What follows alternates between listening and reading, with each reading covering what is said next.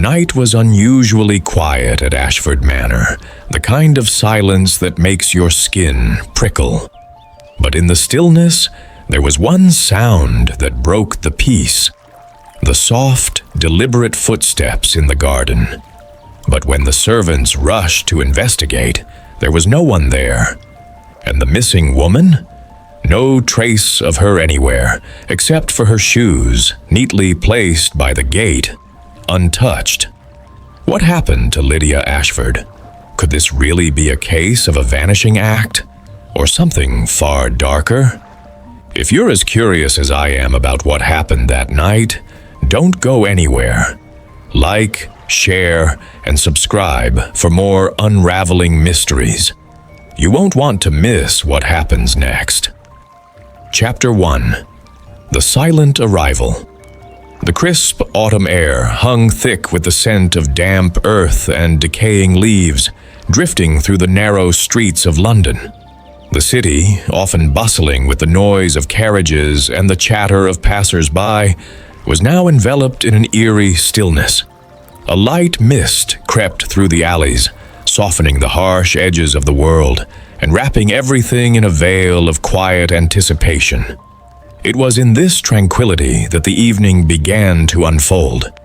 Inside 221B Baker Street, the fire crackled gently in the hearth, casting long, flickering shadows across the walls. The warmth of the flames contrasted with the chill creeping in from the outside. I sat in my armchair by the fire, my thoughts drifting as I leafed through the pages of an old medical journal. The rhythmic ticking of the clock on the mantelpiece was the only sound that broke the stillness, and for a moment, I allowed myself to enjoy the peace. It had been a while since we had faced a new case, and I had hoped for a quiet evening. But as always, fate had other plans. The door to our apartment opened with a faint creak. I didn't need to look up to know that Sherlock Holmes had returned from one of his many late-night excursions. His presence, though often silent, was unmistakable. His tall frame casting a shadow across the room, his sharp eyes scanning every corner, his mind already whirring with thoughts that I could only begin to comprehend. Holmes had the ability to walk into a room and immediately know things that most people would overlook. His senses were always on high alert, and even the smallest details were noted. "Watson," his voice cut through the quiet, as calm and composed as ever. "I have just returned from a most peculiar visit." I looked up from my journal, watching him as he closed the door behind him. His face, normally so composed, held an unusual tension tonight. It was a look that suggested something intriguing was afoot. "A case?" I asked, setting the journal aside, already feeling the familiar stirrings of excitement in my chest. "Indeed," Holmes replied, his eyes glinting with an energy that only a new mystery could bring. "A young woman named Miss Lydia Ashford has disappeared under most curious circumstances.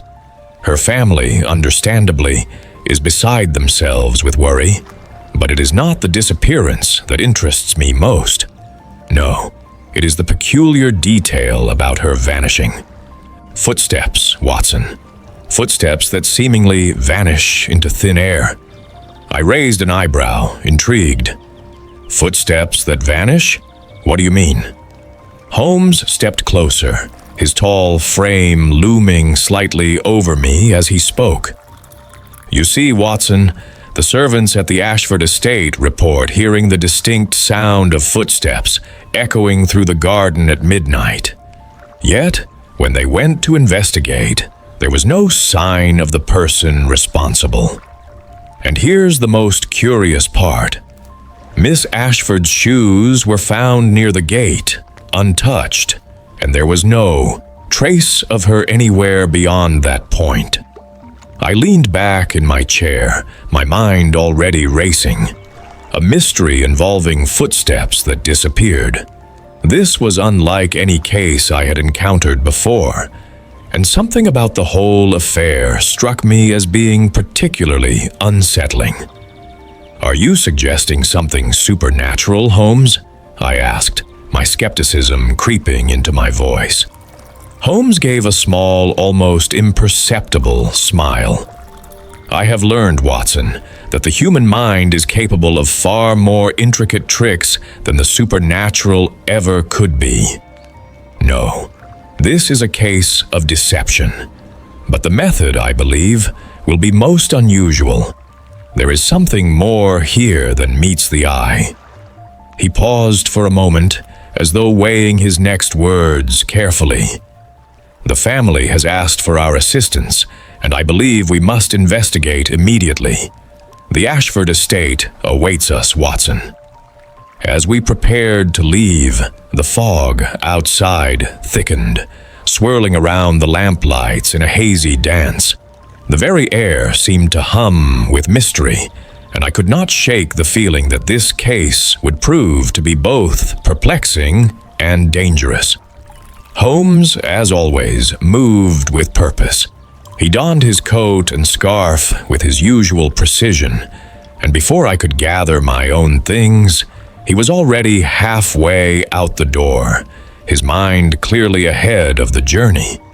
I grabbed my coat and followed him into the chill night, the mist curling around us like an old friend. The streets of London, bathed in the soft glow of gas lamps, looked different in the fog. They seemed to twist and stretch in ways that made the city feel smaller, more claustrophobic. There was a heavy silence in the air, broken only by the distant sounds of carriages and the occasional cough or murmur from hidden corners. Holmes, however, walked with his usual confidence, his cane tapping rhythmically on the cobblestones as we made our way to the cab that would take us to the Ashford estate. The wheels of the carriage creaked under the weight of the night, and the sound seemed to echo in the quiet, deepening the sense of suspense that hung in the air. I could not help but feel a growing unease. Holmes had hinted at something more, something deeper behind the mystery of the footsteps that vanished. But what could it be? Could this be a case of a simple ruse? Or was there something more sinister at play? As we made our way through the fog towards the Ashford estate, I felt the first stirrings of a mystery that would not only challenge our intellects, but would lead us down a path of hidden secrets and unspoken truths. The case of the disappearing footsteps was about to unfold, and I knew, without a doubt, that it would be one of the most perplexing cases Holmes had ever tackled. Chapter 2. The Ashford Estate. The carriage ride through the misty streets of London seemed to stretch on for hours, though it was only a matter of minutes before we found ourselves leaving the city behind. The familiar sounds of the bustling metropolis faded, replaced by the soft clop of the horses' hooves against the damp cobblestones, and the rhythmic creaking of the carriage wheels as they churned through the quiet night. As we approached the outskirts of the city, the fog grew thicker, shrouding the landscape in a heavy, oppressive silence. The dense mist seemed to wrap itself around everything: the trees, the fields, and even the road ahead. It was as though the world itself had been swallowed whole by the fog, leaving us adrift in an unfamiliar, ghostly realm. My thoughts drifted as I stared out the window, the swirling mists outside mirroring the uncertainty that was beginning to settle in my mind. Holmes sat across from me, his eyes distant, his fingers gently drumming on the side of his cane, as if lost in thought. I knew better than to disturb him when he was in this state. His mind was already at work, piecing together fragments of the case. The look on his face was unreadable, but I could tell that he was intrigued by something beyond what he had already shared with me. Finally, after what seemed an eternity, the carriage slowed to a halt. The estate loomed ahead, a large, imposing manor surrounded by a sprawling garden, the edges of which were barely visible in the thick fog. The towering silhouette of the house seemed to grow larger as we drew closer, its windows dark and uninviting.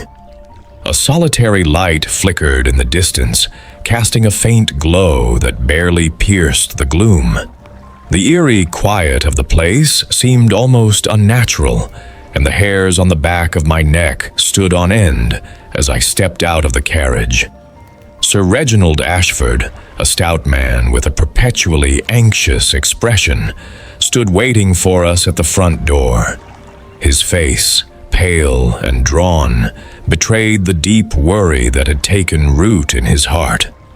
As we approached, he stepped forward, his hands wringing in nervous anticipation. "Mr. Holmes, Dr. Watson," he said, his voice trembling slightly.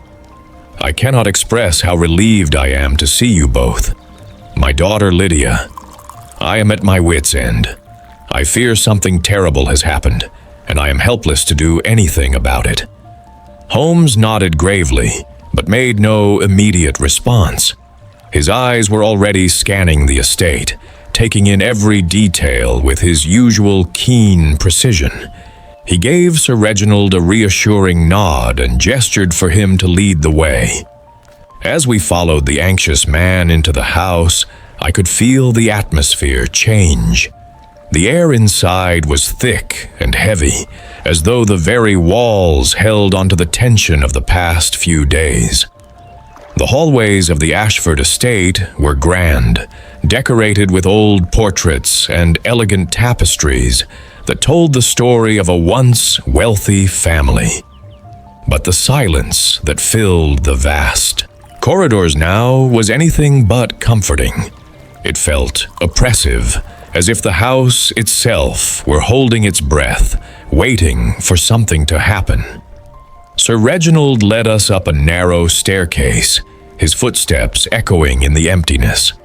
At the top, he opened the door to a small drawing room and ushered us inside. There, sitting by the fire, with her hands folded neatly in her lap, was Miss Lydia Ashford. She was a striking young woman, her features delicate and her dark eyes filled with a mixture of sadness and confusion. She rose when we entered, her movements slow and deliberate, as though every action carried the weight of a burden far beyond her years. "Mr. Holmes, Dr. Watson," she said softly, her voice like a whisper in the stillness of the room. I don't know where I've been or what's happened. I only know that I woke up this morning with no memory of the past 2 days. It's as though everything that happened between then and now has been erased from my mind." Holmes studied her for a moment, his gaze sharp but gentle, as if sensing the fear beneath her composed exterior. "Miss Ashford," he said, his voice calm and soothing, "we are here to help. You need not worry. We will get to the bottom of this." Her eyes flickered with a mix of relief and uncertainty. She looked as though she wanted to say more, but struggled to find the right words. Instead, she lowered her gaze, her fingers nervously twisting a small handkerchief in her lap. "Tell us, Miss Ashford," Holmes continued, his voice steady, "about the events leading up to your disappearance. Anything, no matter how small, could be of importance." Lydia hesitated for a moment, her brow furrowing in concentration. Then, in a soft, almost hesitant voice, she began to speak. "I was in the garden," she said, her eyes flickering to the window as if seeing the scene in her mind. "It was late, and I went outside to take a walk. I've always loved the garden, especially at night. The moonlight makes everything feel peaceful." I glanced at Holmes, who had remained silent, his eyes fixed on Lydia as she spoke. Her voice, though soft, held an undertone of something darker, something that did not quite fit with the serene image she was painting. "I remember hearing footsteps," she continued, her voice growing quieter. "At first, I thought it was one of the servants coming to fetch me, but when I turned around, no one was there. I couldn't see anyone, but the footsteps kept going, and they grew closer. It was as though someone was walking toward me, but when I called out, they stopped. I don't remember anything after that." Her eyes met Holmes's, and I could see the flicker of fear that crossed her face. She was holding something back, but what was it? Why did she seem so unsure of her own memory? Holmes stood up, his tall figure moving with an almost predatory grace as he walked to the window. He gazed out into the mist, his thoughts clearly racing. I watched him closely, sensing that the pieces were starting to fall into place, but the picture they were forming was far from clear. "You say the footsteps stopped when you called out?" Holmes asked, his voice soft but piercing in its clarity. Lydia nodded, her hands now clasped tightly in her lap. "Yes, but when I looked around, there was no one there. And the next thing I remember, I was in my room, and it was morning." Holmes turned back to her, his eyes narrowing. "And your shoes, Miss Ashford. They were found near the gate with no sign of you. Tell me, did you remove them yourself, or did someone else?" Lydia's gaze dropped again, her face pale. I don't know. I didn't even notice they were gone until this morning. I don't remember taking them off." Holmes's mind was working swiftly, his eyes darting to Sir Reginald, then back to Lydia. "You are certain there is nothing else you can remember? Any small detail, no matter how insignificant it may seem?" Lydia shook her head, her eyes haunted. "No, Mr. Holmes, that's all. I feel as though I'm trapped in a dream I can't wake up from." The room fell silent, the weight of her words hanging in the air. Holmes stood for a long moment, his fingers tapping thoughtfully on his cane. The mystery was deepening, and the answers, as always, seemed just out of reach. But one thing was certain. The case of the disappearing footsteps was more than just a simple disappearance.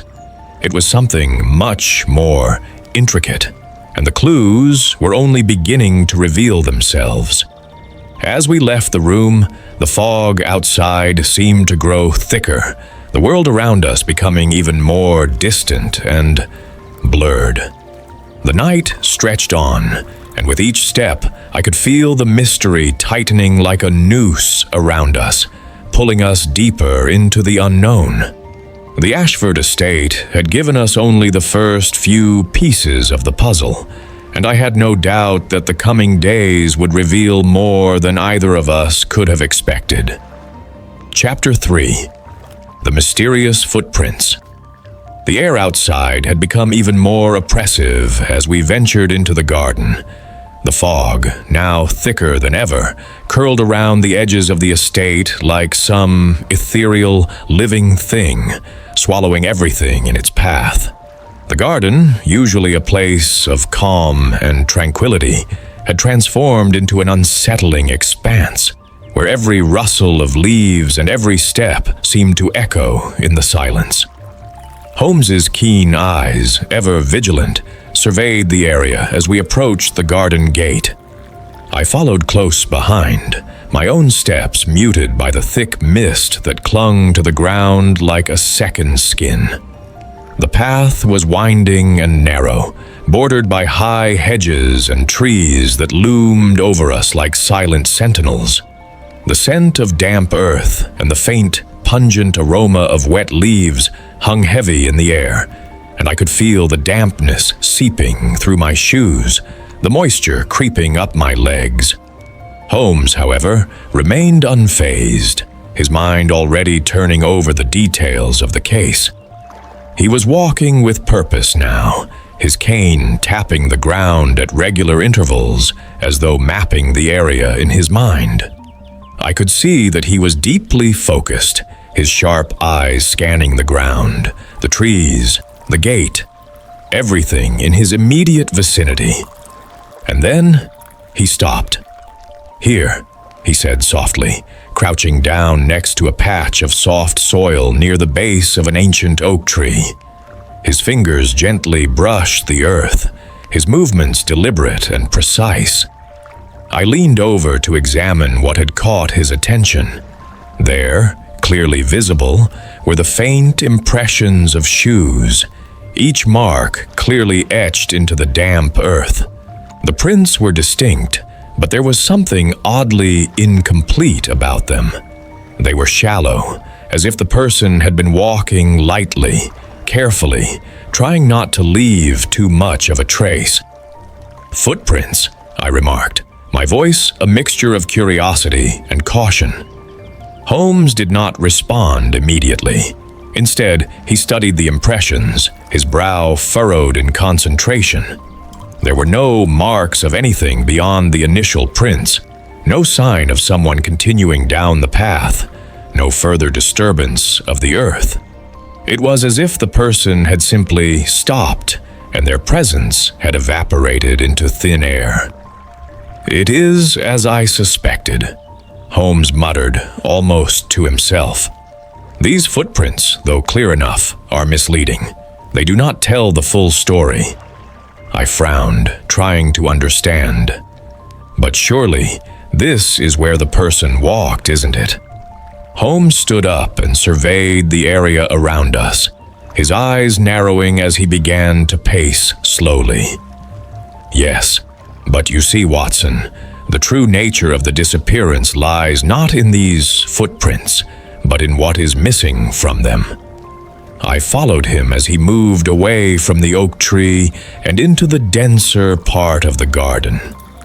The air here was colder, the mist thicker, as though the garden itself were keeping some hidden secret.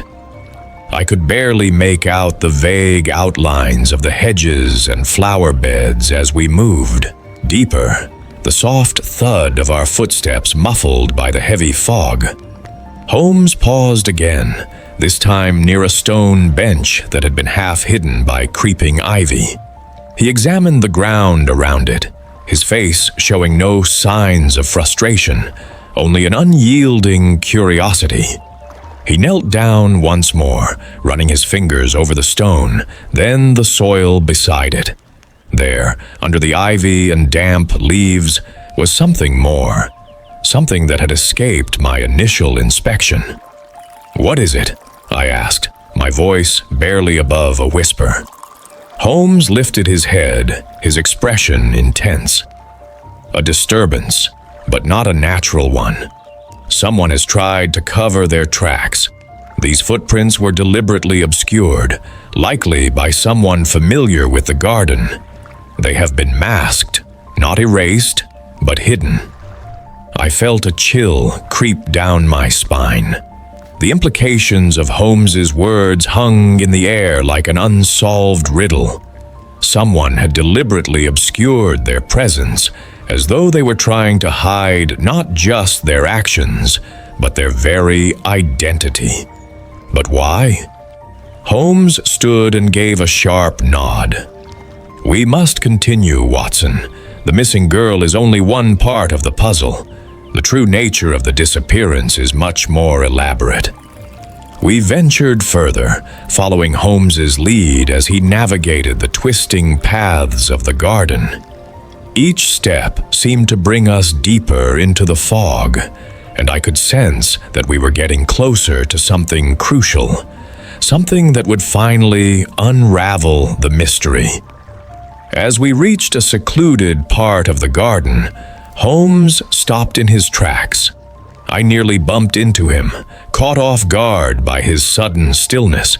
His sharp eyes were fixed on something ahead, a slight frown creasing his brow. "Do you see that, Watson?" he asked softly.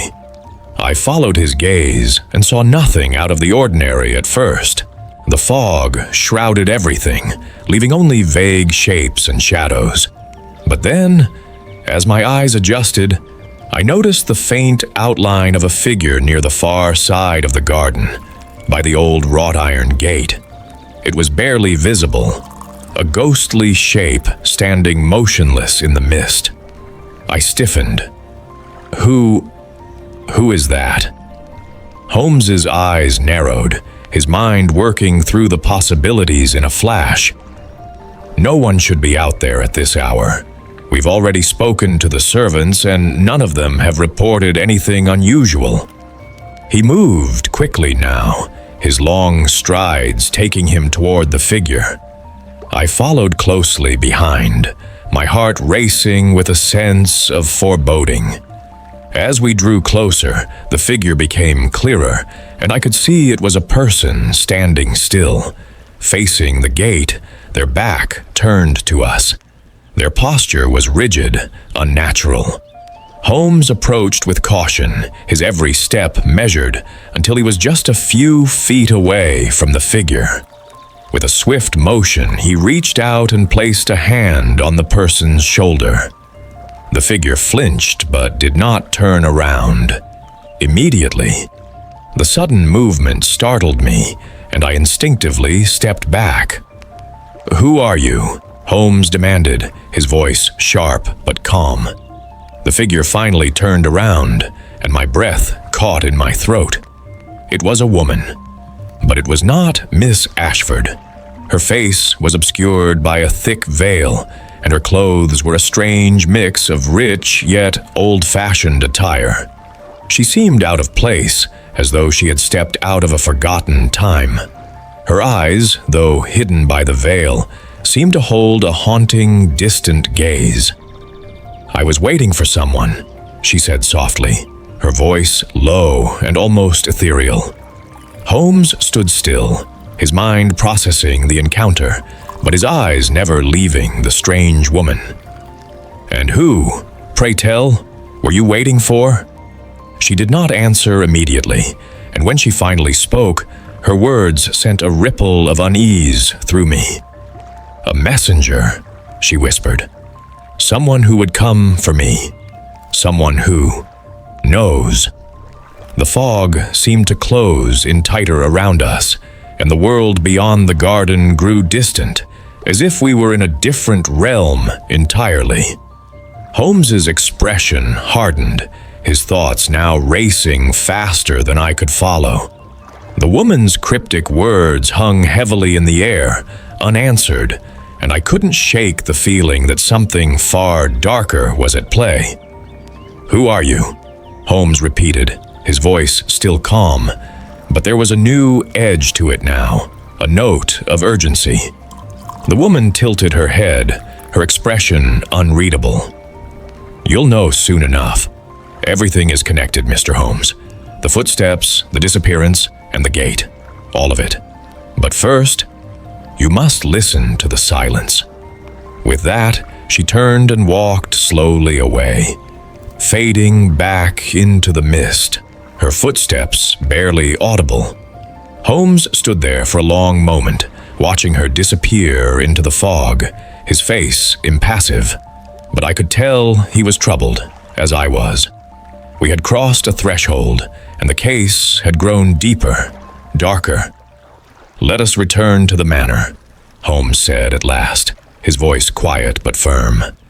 "There is much to consider." As we made our way back to the house, the fog seemed to press in around us, muffling the world. Every step I took felt heavier, as if the garden, the estate, and the mystery itself were pulling us in deeper, and that much closer to the answers we sought. The missing footprints were only the beginning, and I feared the path we were on would lead us into a place where the boundaries between reality and illusion blurred beyond recognition. Chapter 4. The Disappearing Act. The journey back to the Ashford estate was filled with an unsettling quiet, a silence that seemed to hang heavily in the air, pressing down on my thoughts. The fog, thick and damp, surrounded us like a ghostly shroud, blurring the edges of the world and leaving only the faintest outlines of the path ahead. Every step seemed muffled, as though the ground itself was reluctant to reveal its secrets. Holmes's pace was deliberate, measured, a stark contrast to the swirling chaos of my own thoughts. He walked with that characteristic calm, his eyes focused, his mind working, unraveling the threads of the mystery one by one. He had not said a word since our encounter with the veiled woman, and I too felt the weight of the silence. Her cryptic words, "You'll know soon enough," echoed in my mind, and I couldn't shake the feeling that we had crossed into a place where nothing was quite as it seemed. A place where every detail, even the smallest, carried hidden meaning. We reached the front door of the estate once again, and Sir Reginald greeted us in the same anxious manner as before. His face had become even more drawn since our last meeting, and his eyes darted around nervously, as if he feared the very walls of his home were watching him. "Mr. Holmes, Dr. Watson," he said, his voice trembling slightly. Is there any news? Has my daughter been found?" Holmes glanced at him, his eyes narrowing slightly as he took in Sir Reginald's frantic demeanor. "Not yet, Sir Reginald," he replied, his tone calm but firm. "But we are closer to understanding what has happened. I ask that you be patient. We must continue to investigate with care." Sir Reginald nodded, though I could see the frustration and helplessness written all over his face. "Of course, Mr. Holmes, but please, do hurry. I can't bear this uncertainty much longer." Holmes nodded and turned to me. "Watson, I believe it is time to speak with the staff. We may find that their observations will provide us with a missing piece of the puzzle." The servants of the Ashford estate were an anxious lot, clearly disturbed by the strange events that had unfolded in the past few days. They were reluctant to speak at first, casting nervous glances at Sir Reginald, as if unsure whether they could trust us. But after some gentle encouragement from Holmes, his calm voice and quiet authority putting them at ease, they began to share their accounts. The housekeeper, a woman named Mrs. Ferguson, was the first to speak. "It was 2 nights ago, Mr. Holmes," she said, wringing her hands nervously. "I heard the footsteps outside, just like the others. Slow, deliberate, almost as though someone was walking in circles around the garden. It was the same as Miss Lydia's description, but there was something different. Something unsettling." I could see Holmes's attention sharpen as he listened to Mrs. Ferguson's words. "And what happened then?" She swallowed, her eyes darting to the door. "I went outside to see who it was, but by the time I reached the garden, there was no one there. Only the footprints, just like before. But they stopped at the gate, and I couldn't find anything more. It was as if they vanished into the mist." Holmes's gaze lingered on Mrs. Ferguson for a moment before he turned to the others. One by one, the servants spoke of hearing the footsteps in the garden, of seeing nothing but empty space when they ventured outside to investigate. The stories were eerily consistent, and yet each of them added a layer to the puzzle that we could not yet fully comprehend. "I see," Holmes murmured, his eyes distant as he processed the information.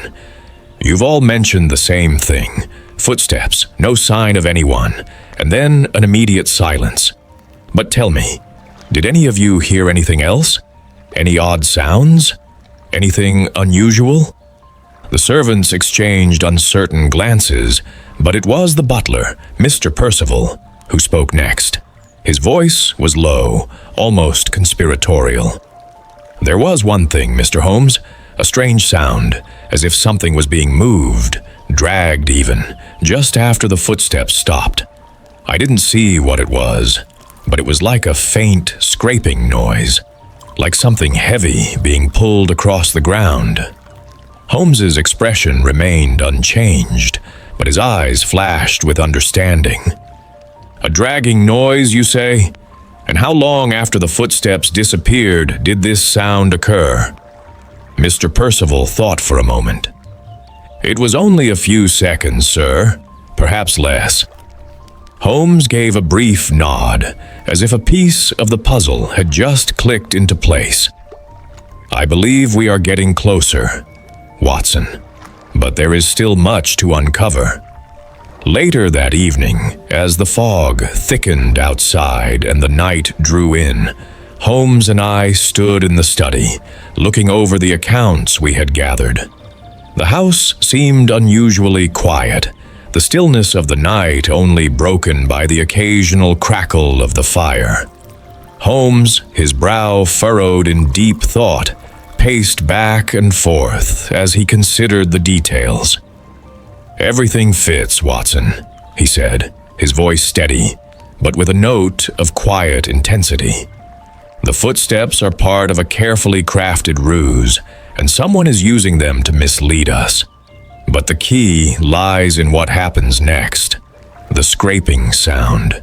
It suggests that something was moved after the footprints stopped, something deliberately hidden." I frowned, trying to make sense of it all.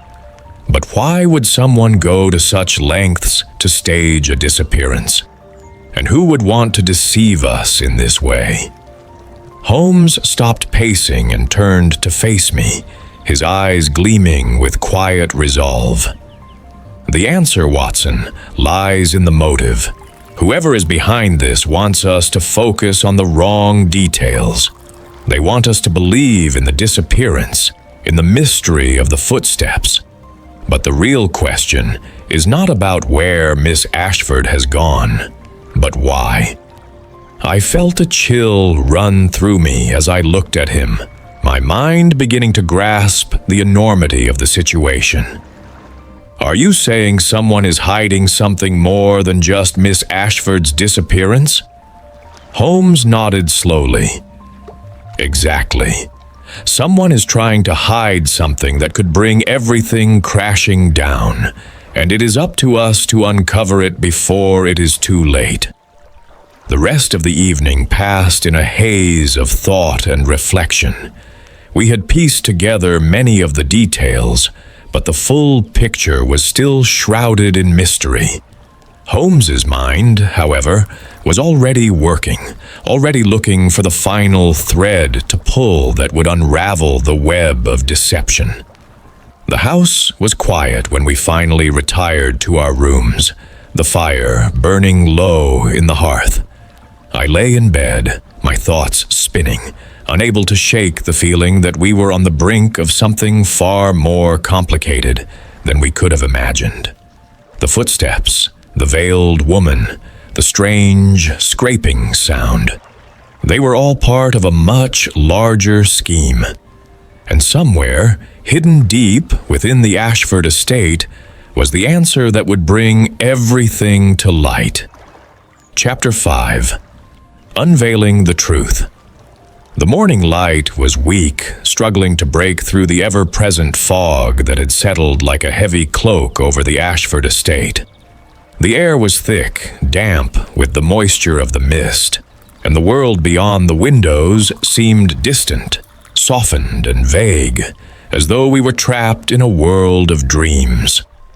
I awoke from a restless night, my mind still haunted by the strange events of the previous evening. The mysterious woman, the vanishing footsteps, and the unsettling scraping sound. Each piece of the puzzle seemed just out of reach, and I knew that Holmes's mind had already begun to work through it all. The stillness of the morning was broken by the soft sound of Holmes moving about in the other room. His mind, as sharp and unwavering as ever, was already focused on the next step.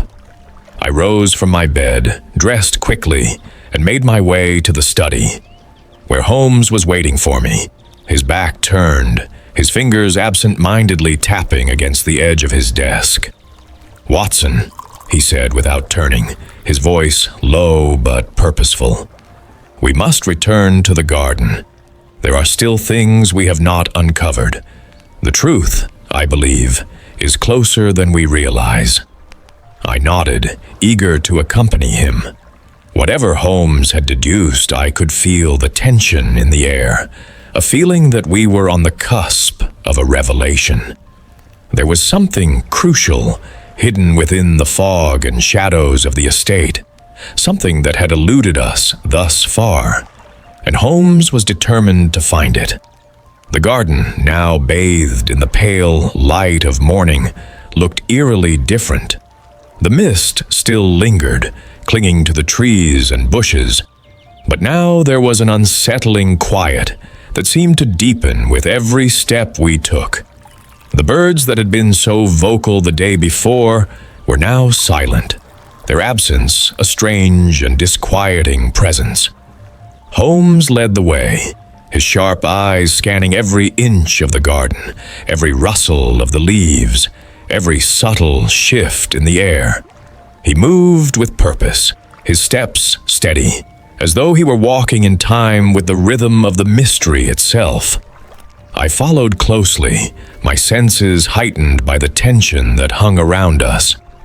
We stopped at the same oak tree where we had first discovered the strange footprints, and Holmes crouched down to examine the ground once again. His fingers brushed the soil gently, his mind working over the details, the evidence, and the puzzle pieces that had begun to fit together in his mind. "The footprints are still here," he said softly, his voice almost a whisper, as though the garden itself were listening. "But now, they tell a different story." I bent down beside him, looking at the prints. They were still shallow, barely leaving an impression in the soft earth.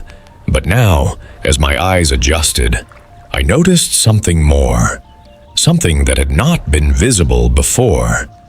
At the edges of the prints, there were faint smudges, traces of something that didn't belong, something unnatural. Holmes's finger traced the marks. The person who left these footprints was not walking alone. Watson, they were dragging something behind them, something large, heavy. This is where the scraping sound from last night came from. I stood, my mind racing as I processed this new information. "You mean, the footsteps weren't just part of a ruse to mislead us? They were connected to something more?" "Exactly," Holmes said, standing up. "The footprints were a distraction, a deliberate false trail, meant to lead us away from the true focus. Whoever is behind this knew we would find these prints, and they used them to obscure what was really happening." Holmes's gaze swept across the garden again, his eyes narrowing as he considered the next step. "We must search further. The answer lies just beyond the visible." We moved deeper into the garden, Holmes's steps measured and precise, as though he were navigating a carefully laid plan. The fog was beginning to lift, but the morning light was still dim, casting long shadows across the paths and creating an atmosphere of mystery and uncertainty. As we approached the far side of the garden, near the wrought iron gate, Holmes stopped suddenly. "Here," he said, his voice quiet but intense. He knelt down, his fingers brushing the ground once more. "This is where the dragging marks become clearer." I moved closer, my eyes now able to distinguish the faint, almost imperceptible lines that ran along the path. They were thin, barely visible at first, but the more I looked, the more I could see the pattern. A heavy object had been dragged along this very path, leaving behind subtle indentations in the earth. Holmes stood up and motioned for me to follow. "There's something beyond this gate, Watson. Something hidden, but it will not remain concealed for long." The gate itself was old, the iron rusted and worn, but it stood firm, guarding whatever lay beyond. Holmes tested the lock and pushed the gate open with a creak, the sound sharp in the otherwise silent air. We stepped through, into the space beyond. What I saw next made my breath catch in my throat. Beyond the gate was a small, secluded area, a forgotten part of the garden, overgrown with ivy and weeds. But what caught my attention, and I'm sure Holmes's as well, was the faint outline of a large rectangular shape, partially buried under a mound of dirt and plant matter. It was as though someone had hastily tried to conceal something, but they hadn't done a very good job. Holmes stepped forward, his eyes fixed on the shape, and I could see the precise way his mind was working.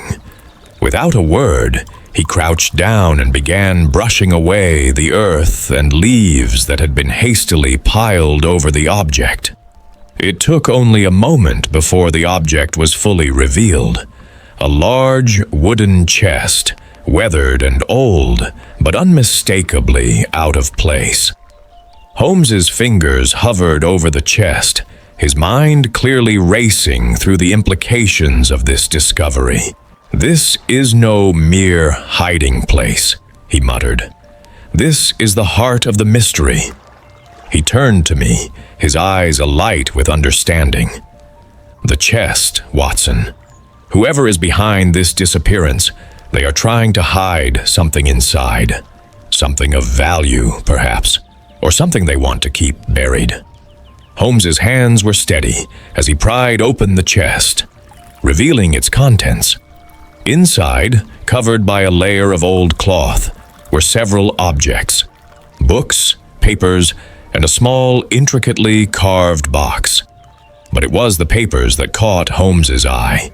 He pulled them out one by one, scanning them with quick, practiced motions. "These documents," Holmes said, his voice low but intense. "They are crucial to understanding everything. This is what they've been hiding."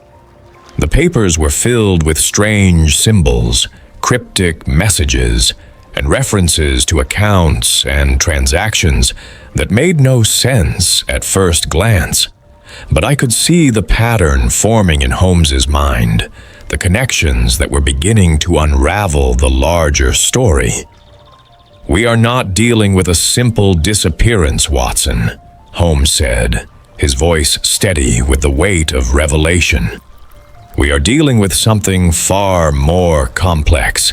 The disappearance of Miss Lydia Ashford is only a small part of the larger scheme, and the truth is far darker than we ever could have imagined." As we stood there, surrounded by the fog and the secrets of the garden, I felt a profound sense of unease settle over me. Holmes had uncovered a thread that would lead us deeper into the mystery, but it was clear that the truth we were about to uncover was going to be far more complicated and far more dangerous than either of us had anticipated. Holmes's mind, however, was already racing ahead, the pieces of the puzzle fitting together in ways I could not yet see. I knew, without a doubt, that the case was far from over. It had only just begun, and as we turned to leave the hidden garden, I felt the weight of the mystery pressing down on me more heavily than ever before. We were getting closer, but with each step, the shadows seemed to grow darker. The truth was just within reach, but I feared that what we would find might change everything we thought we knew about the Ashford family, and the darkness that lurked beneath the surface of their estate. Chapter 6. the mastermind. The quiet tension that had settled over the Ashford estate seemed to deepen as Holmes and I retraced our steps back into the main house. The garden, now shrouded in mist, was eerily silent, as though the very air held its breath in anticipation. The chest, the mysterious papers, and the hidden truth buried beneath the earth had only increased the weight of the mystery, and Holmes's mind was working at an almost frightening pace. I could see the way his eyes flickered, his thoughts moving swiftly, piecing together the fragments of the puzzle that were still scattered before us. Inside, the estate felt colder. The once grand corridors seemed to stretch out before us, their darkened corners whispering secrets that none of the inhabitants wished to confront. The flickering light of the gas lamps cast long shadows against the walls, and the quiet hum of the house seemed to swell, filling the silence with an unspoken tension. We had uncovered more than we had expected in the garden, yet the question still hung in the air. Who was behind this elaborate scheme? Who had orchestrated the mysterious disappearance of Lydia Ashford? And why? Holmes led me back into the drawing room, where Sir Reginald Ashford waited, his face pale and drawn with worry. The anxious man's eyes flickered up as we entered, but there was no surprise in his expression, only a deep sense of dread, as if he had been waiting for this moment, bracing himself for the inevitable. It was as though he had known the moment would come when the truth would be revealed. "Mr. Holmes," Sir Reginald said, his voice taut with a mixture of hope and fear. "Have you found her? Is Lydia safe?" Holmes gave him a look, his gaze piercing, as though he could see through the very fabric of Sir Reginald's carefully constructed facade. "Not yet, Sir Reginald, but we are closer to understanding what has happened. The situation is far more complicated than we initially believed." The room fell into a tense silence, the air thick with anticipation. I could feel the unease rising, and I knew that Holmes had already started to form a hypothesis, one that would soon turn everything upside down. Holmes turned to Sir Reginald, his voice calm, but carrying an unmistakable weight. "You knew, didn't you? You knew what was happening to your daughter all along." Sir Reginald's face paled further, his lips trembling as he tried to mask his shock. "What do you mean? I don't understand." Holmes interrupted him, his eyes narrowing. "You orchestrated the entire thing, the disappearance of Miss Lydia Ashford, the footsteps, the chest in the garden. All of it was planned. You used your daughter as a pawn in a far darker game." For a moment, Sir Reginald stood frozen, his eyes wide with disbelief. His lips parted as though he were about to protest, but the words never came. The weight of Holmes's accusation hung heavily in the air, and it was as though Sir Reginald had been caught in a trap of his own making. I watched as the man's defenses crumbled. His shoulders slumped, and his hand trembled as he ran it through his thinning hair. There was no defiance in his eyes, only the overwhelming sense of guilt and desperation.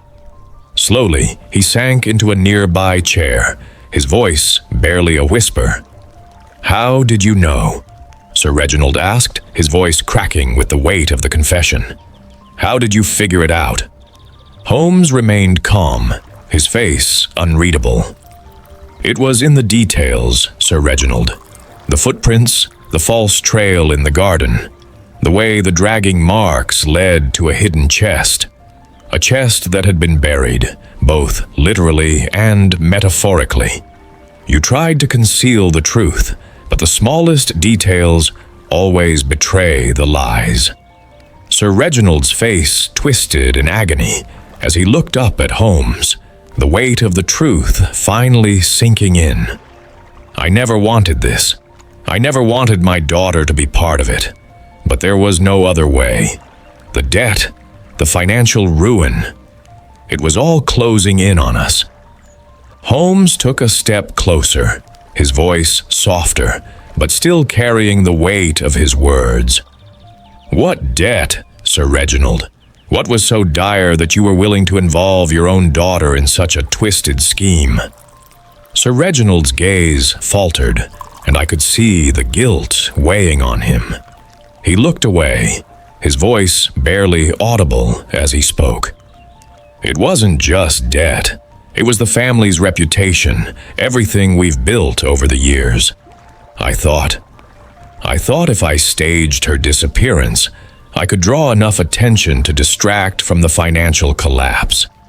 I thought people would pity us, would rally around us. I never imagined it would go this far." The confession hung in the air like a heavy fog. I could see the tears welling in Sir Reginald's eyes, the broken man whose desperation had led him to a path of darkness. But Holmes wasn't finished yet. His eyes never left Sir Reginald's face, his expression calm yet unwavering. "And Miss Ashford?" Holmes asked, his voice gentle. "Did she know about your plans? Was she complicit in this scheme?" Sir Reginald's eyes filled with anguish. "No, I never told her. I never wanted her to know the truth. She thought it was a game, a harmless ruse. But the pressure of it all was too much for me. I thought I could control it, but I couldn't. And now Lydia is missing for real. I never meant for any of this to happen." Holmes's eyes softened ever so slightly, but there was no sympathy in them. Only the quiet resolve of a man who had uncovered the truth, no matter how dark or painful it might be. "Your daughter is not lost, Sir Reginald," Holmes said, his voice low and steady. "She is not in danger, but the truth, your truth, has now come to light, and you will have to face the consequences of your actions." Sir Reginald bowed his head, his shoulders shaking as he sobbed quietly. I could feel the weight of his guilt, the crushing realization that the web of lies he had spun had ensnared not only his family but his very soul. There was no escape now, no more hiding in the shadows. The case was unraveling, but it was clear that the story was far from over. Sir Reginald's confession had brought clarity to the mystery, but the deeper truths still lingered, like shadows, in the corners of the room. Holmes, ever methodical, had uncovered the mastermind behind the disappearance, but he knew there were still pieces to be discovered. What had driven Sir Reginald to such extremes? What were the full consequences of his actions? As we stood there, the weight of the truth settling around us, I realized that this case had revealed something far darker than I had expected. The disappearance of Lydia Ashford had been a carefully crafted lie, but beneath the surface was a family on the brink of ruin, and a man willing to sacrifice everything to save himself. The road ahead was still unclear, but one thing was certain: we were no longer chasing shadows. The mastermind had been revealed, but the final chapter of this mystery was yet to be written. Chapter 7. The Reason Behind the Disappearance. The days following Sir Reginald's confession felt strange, as though we were standing on the precipice of something immense and unknown, gazing into the abyss of the truth. The Ashford estate seemed to have shifted, somehow darker now, its silence deeper, as if the very walls knew of the secrets we had uncovered. There was a sense of foreboding that had settled over everything, not just from the mystery of Lydia Ashford's disappearance, but from the deeper truth about her father, his debts, and his desperate actions to save the family's name. Holmes, ever calm, had not yet allowed his mind to settle on the final answers. He was still piecing things together, weaving the strands of the story with care and precision, as he always did when a case was nearing its resolution. His mind, sharp and unyielding, had not been satisfied with the confession alone. He knew there was something more, something deeper buried beneath the surface, and it was clear that for Holmes, the story of Lydia's disappearance was not yet finished. As we sat in the dimly lit study, Holmes's fingers drummed lightly against the side of his chair. His eyes, though focused, were distant, as if his thoughts were elsewhere, running over the pieces of the case like a man trying to solve an intricate puzzle. I sat across from him, my thoughts swirling as I, too, considered the case in its entirety. Sir Reginald's confession had explained much, but it had not answered all of our questions.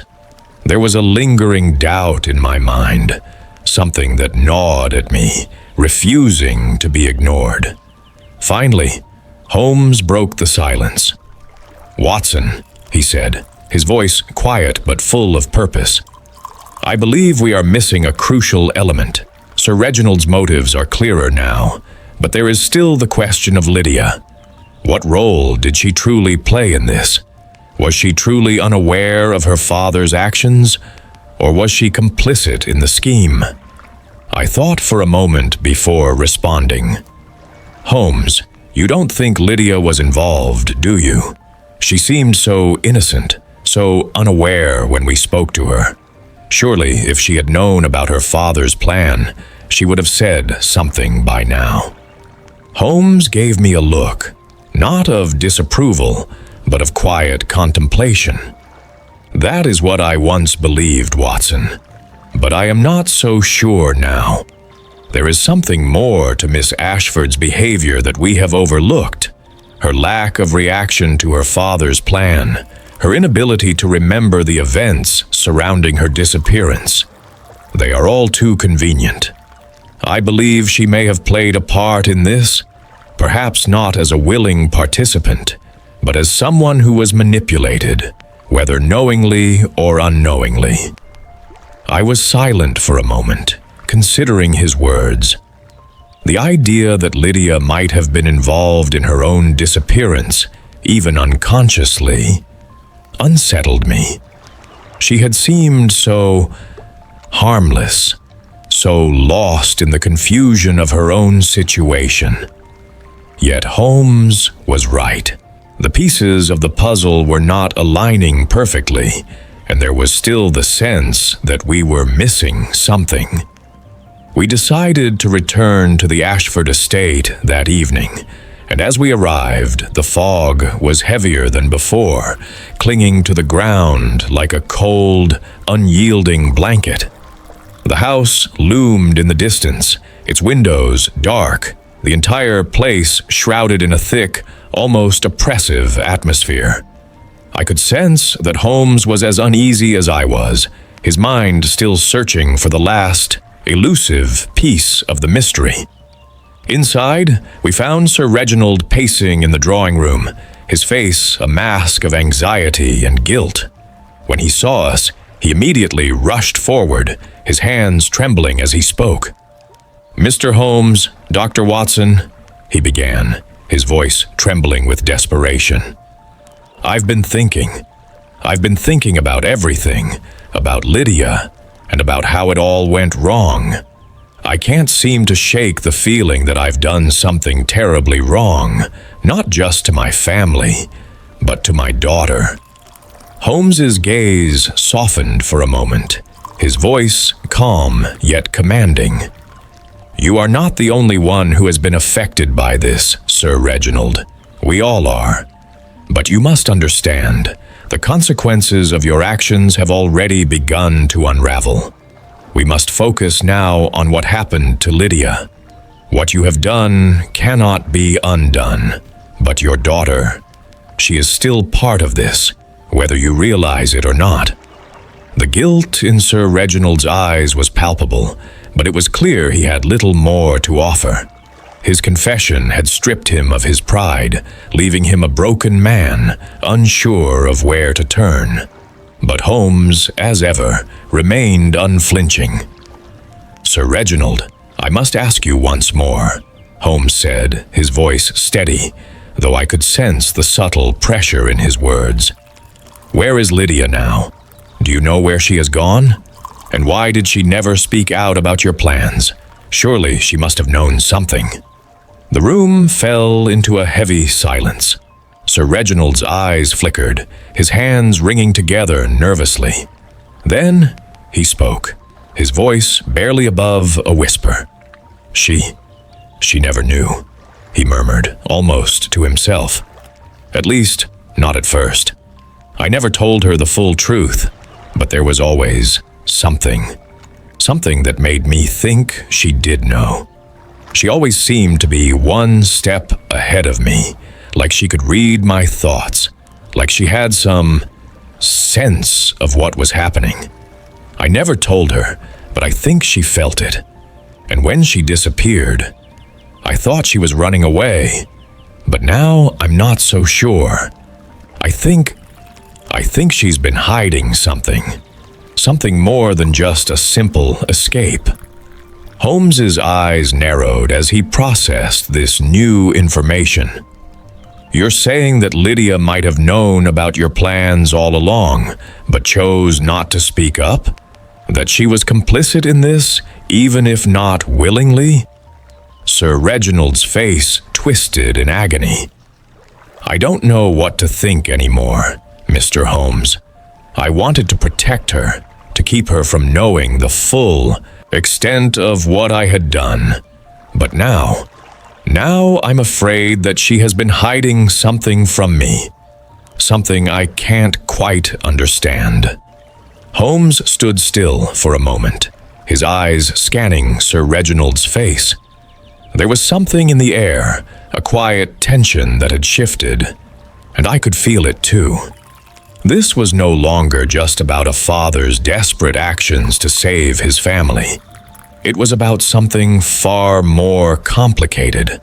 A daughter caught in the web of her father's lies, yet perhaps even more tangled in the webs of her own. "Sir Reginald," Holmes said, his voice a little softer now, "I believe your daughter has been more involved in this than you realize. The truth is not just buried in your actions. It is hidden within Lydia herself. I think she has been playing a part in this disappearance, knowingly or unknowingly. And I believe it's time we confront her, not just about her involvement, but about the reason behind her own disappearance." We found Lydia in her room, sitting quietly by the window, gazing out into the mist. She didn't turn when we entered, and for a moment I wondered if she had been expecting us.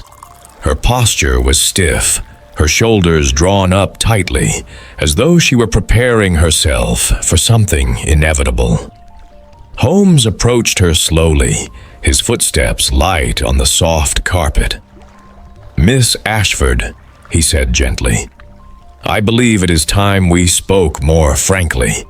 There is something you have been hiding, something important."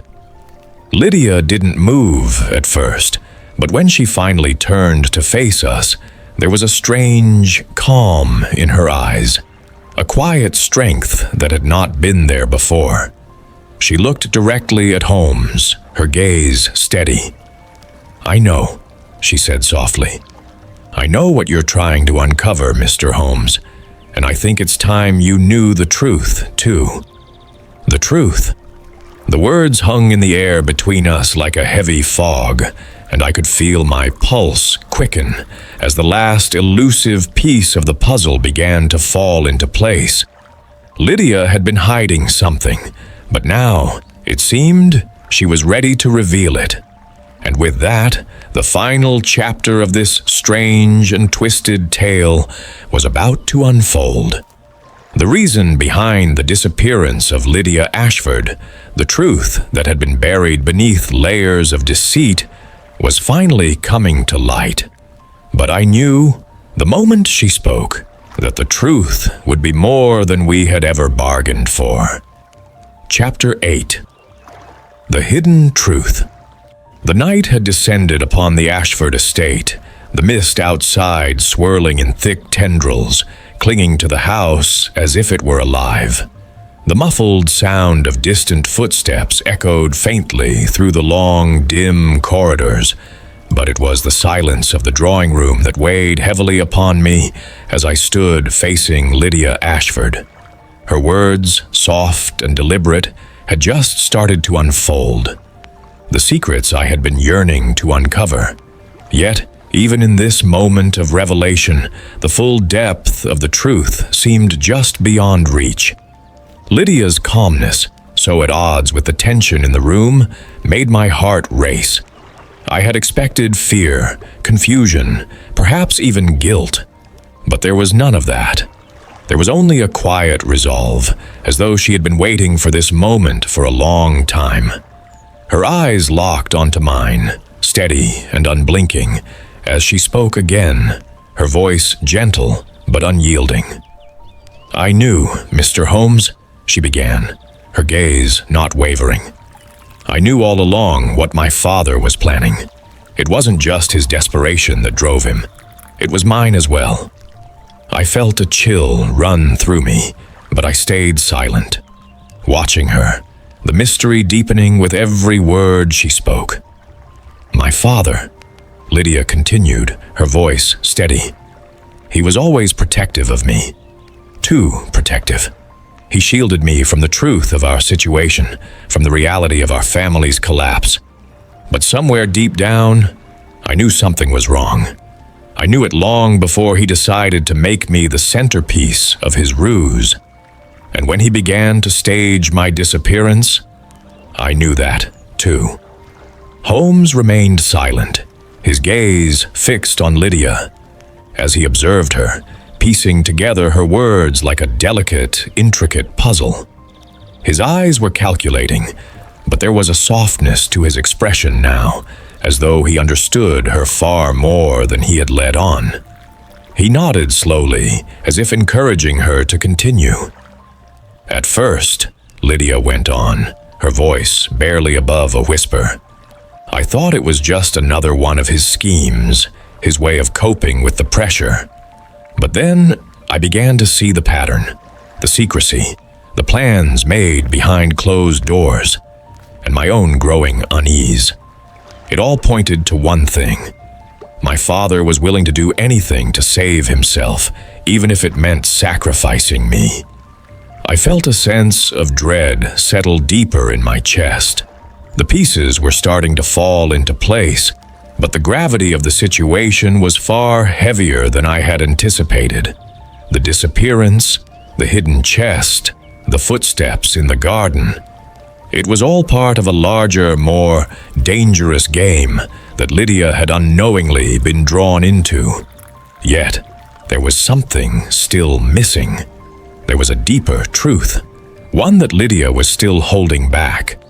Holmes, sensing this as well, leaned forward slightly, his voice calm but filled with that quiet intensity that only he could muster. "Lydia," he said, his eyes sharp but compassionate. "What do you mean when you say you knew all along? You must understand, this is not just about your father's guilt. You are part of this story now, whether you realize it or not. What is it that you're hiding?" For a moment, Lydia's expression faltered. Her lips trembled ever so slightly, but she quickly regained her composure. Her hands, clenched tightly in her lap, were the only sign of the storm raging inside her. I could see it now, the weight of something unspoken, a truth too painful to confront. I was never meant to disappear," she finally said, her voice breaking the silence. "It wasn't part of my father's plan, but when I realized what he was doing, I made a choice. I made a decision to disappear on my own terms, to make him think that his plan had worked. I thought that by doing so, I could take the pressure off him, buy him time to sort out his mess. But what I didn't understand was that my disappearance wouldn't solve anything. It only made things worse. Holmes's eyes softened, but his tone was firm. "So, you staged your own disappearance, Lydia, to protect your father from the consequences of his actions?" She nodded, her eyes downcast. "I thought it would work. I thought it would give him time to breathe, to find a way out. But I didn't realize that by doing so, I was playing into his hands. I didn't realize that I was making myself part of his lie, part of the game he had started. And now I see that there is no way out. The truth will come, Mr. Holmes. It always does." Her words hung in the air like a heavy fog, and I could feel the tension building between us, thick and palpable. Lydia Ashford had not only been a pawn in her father's game, she had been complicit in it. She had chosen to disappear to shield him, to protect him from the consequences of his own actions. But in doing so, she had unknowingly set into motion a chain of events that would pull her deeper into the web of deception. Holmes, after a long pause, spoke again, his voice quiet yet resolute. "Lydia, your father's actions were driven by fear and desperation, but yours were driven by love, the desire to protect him, to shield him from the truth. But the truth, as you've learned, cannot be hidden forever. It will find its way to the surface, and when it does, you must be ready to face it." Lydia looked up, meeting Holmes's gaze with a mixture of resolve and sadness in her eyes. "I know," she whispered.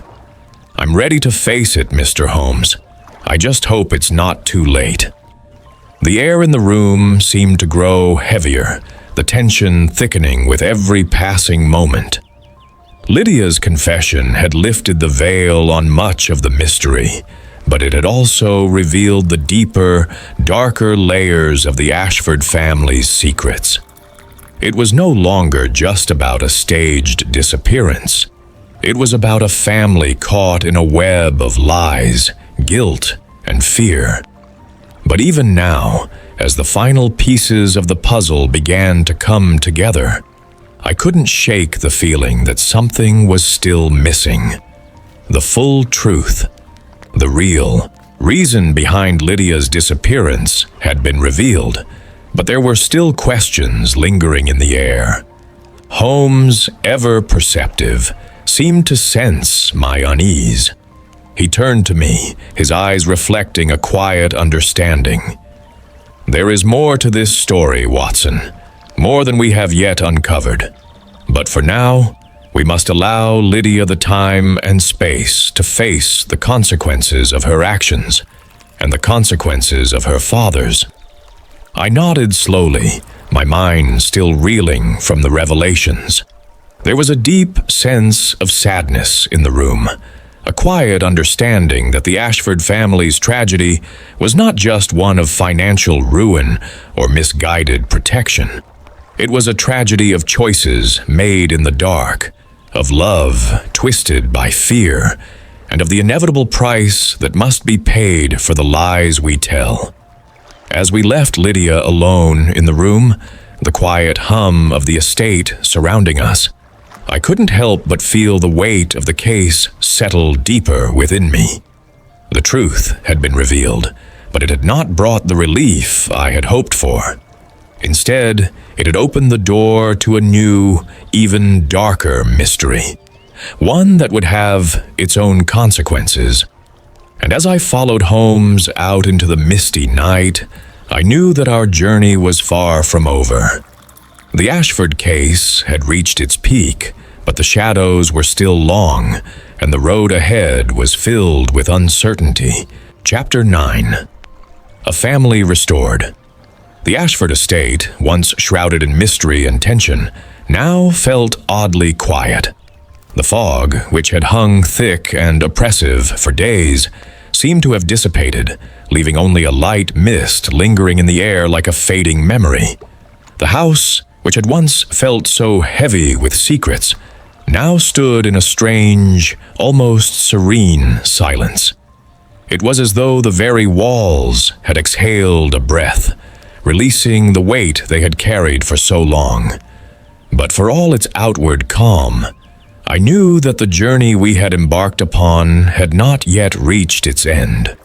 Though the truth had been uncovered, there were still matters left unresolved. The consequences of Sir Reginald's actions, Lydia's involvement, and the larger web of lies that had entangled the Ashford family. And yet, there was a sense that something had shifted, something that could never be undone. The fog of deception had lifted, but it had left behind something raw and vulnerable. A family torn apart by their own fears, guilt, and missteps. Holmes and I had returned to the estate for one final meeting with Sir Reginald and Lydia. The days of investigating were behind us, but the emotional weight of the case was still fresh. The Ashfords were at a crossroads now, caught between the brokenness of the past and the possibility of something new, something that could only be built on truth, honesty, and redemption. The drawing room was quiet when we entered, the fire crackling softly in the hearth. Sir Reginald stood by the window, his back turned, staring out into the garden, lost in thought. Lydia, sitting on the couch with her hands folded neatly in her lap, looked up as we entered, her eyes steady but soft, as if the weight of everything that had happened was finally beginning to settle in. Holmes surveyed the room with his usual calm, his eyes flicking between the two of them before he spoke. "Sir Reginald, Lydia," he said quietly, his voice softer than it had been during our previous encounters. "I believe we have come to the point where the truth must be faced, not just in words, but in action. The past cannot be undone, but the future is still yours to shape." Sir Reginald turned slowly, his face lined with worry and regret. But there was something else there now, something that resembled hope. "Mr. Holmes," he began, his voice trembling, "I know that nothing I say can undo what I've done. But I must ask you, for Lydia's sake, for our family's sake, can you help us? Can you help us restore what we have lost?" Lydia looked at her father, her expression a mixture of sadness and quiet strength. She spoke, her voice soft but steady. "I've spent so much time hiding from the truth, from what my father did, from what I was part of. But now, I see that the only way forward is to confront what happened, to face the consequences, no matter how difficult they may be." Holmes nodded, his gaze moving from Lydia to Sir Reginald. "The path to restoration is never easy, and there will be consequences, of course. But there is a chance for redemption, for both of you. The first step is to be honest, not only with yourselves, but with those you have wronged." The weight of Holmes's words hung heavily in the room, and for a moment, no one spoke. The crackle of the fire was the only sound, the warmth of the flames contrasting with the coolness that still lingered in the space. But I could see it, the subtle shift in the room. Sir Reginald, once so full of pride and fear, was beginning to accept the reality of what had transpired. And Lydia, though burdened by the past, was finally starting to let go of the guilt that had weighed her down for so long. "I never wanted to hurt her," Sir Reginald said, his voice breaking. "I only wanted to protect her, to protect our family. But in the process, I lost sight of what really mattered. I lost sight of Lydia. I lost sight of everything that made us who we are." Lydia stood slowly, her hands trembling slightly as she crossed the room to her father. She placed her hand on his shoulder, her touch gentle but firm, as though offering him the strength he had long lacked. "It's not too late, Father," she said softly. "We can rebuild, but only if we face the truth together. Only if we let go of the lies we've been holding on to." I watched as Sir Reginald's eyes softened, his shoulders slumping as the last remnants of his guilt seemed to fall away. "You're right," he whispered, his voice barely audible. "I have to face the truth. All of it. I can't hide anymore." Holmes stepped forward then, his gaze steady but kind. "There is no shame in confronting the truth, Sir Reginald, only in avoiding it. And now, I believe, you both have the chance to rebuild. But you must start with honesty, and with that honesty, you will find the strength to move forward." I stood quietly, taking in the moment. There was a sense of finality to it, as though the resolution we had all been waiting for had finally arrived. The Ashfords were no longer hiding in the shadows of their past. They were stepping into the light, ready to face what had happened, ready to rebuild what had been broken. As the minutes passed, the air in the room seemed to shift. The tension that had once filled the space was slowly replaced by something softer, something more hopeful.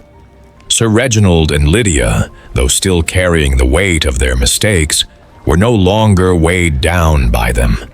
They had faced the truth, and in doing so, they had begun to heal. Holmes's gaze softened, a rare warmth in his eyes. "The road ahead will not be easy, but it is yours to walk together, and that, in the end, is all that matters." Lydia turned to Holmes, her expression more peaceful than I had ever seen it. "Thank you, Mr. Holmes," she said quietly, "for helping us find our way back." Holmes gave a small, almost imperceptible nod. "It is not I who has done the hard work, Miss Ashford. It is you and your father who have taken the necessary steps to restore what was lost. I merely guided you towards it." As we left the Ashford estate that evening, the fog had lifted completely, and the stars were beginning to shine through the night sky. There was a sense of peace now, a quiet understanding that the darkness had passed, and the light was beginning to return. The case of Lydia Ashford, with all its twists and turns, had reached its conclusion. But I knew, deep down, that this was not the end. It was only the beginning of a new chapter, one that would be shaped not by the lies and deceptions of the past, but by the honesty and courage of a family ready to rebuild. And as we walked into the night, I could hear Holmes's footsteps beside me, steady and resolute, his mind already turning to the next mystery that awaited us. But, for the first time in what felt like forever, I felt at peace. The world was a little quieter now, a little softer, and the weight of the past had finally been lifted. Chapter 10. Returning to Peace. The night air had cooled, and a quiet stillness hung over the Ashford estate, as if the house itself were breathing a sigh of relief. The fog, which had enveloped the estate for so many days, had finally cleared. The garden, once a place of mystery and intrigue, now seemed bathed in soft moonlight, its shadows less threatening, more serene. The events of the past weeks, the deception, the confessions, and the revelations had left their mark on the estate, but the atmosphere had changed. It was no longer a place of fear or uncertainty. It had shifted into something softer, something more peaceful. Holmes and I stood at the estate's entrance, the final pieces of the case settled in our minds. Yet the weight of the journey still lingered. The air felt unusually calm, as though the world was waiting for something. For the final chapter to close, for everything to come to rest. Holmes turned to me, his face calm, but there was a depth in his eyes that spoke of a job well done, of the complexities of human nature that never ceased to fascinate him. "Watson," he said softly, as though musing to himself, "we have done what we could here. The Ashfords will begin to rebuild, not just their lives, but their sense of self. The truth has been revealed, and that is the beginning of healing." I nodded, feeling a sense of satisfaction. The case had been complex, its layers twisting in unexpected ways. But now, there was clarity. Sir Reginald Ashford and his daughter Lydia had faced the truth, not only about their actions, but about themselves.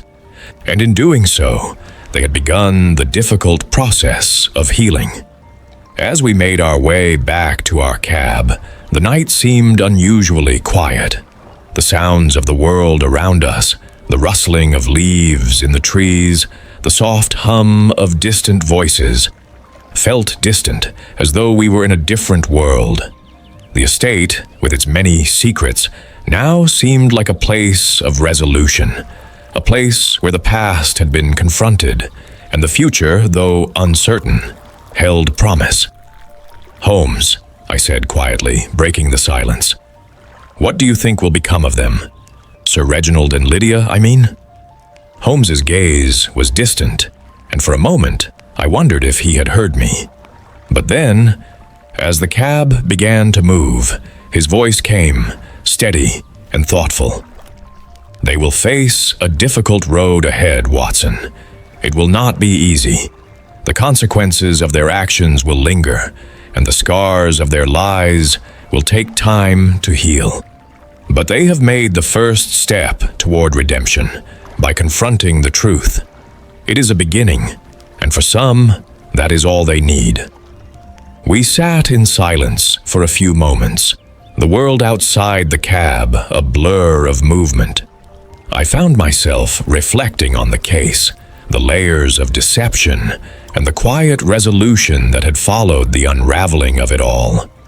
It was strange, but in some ways, I felt a sense of peace.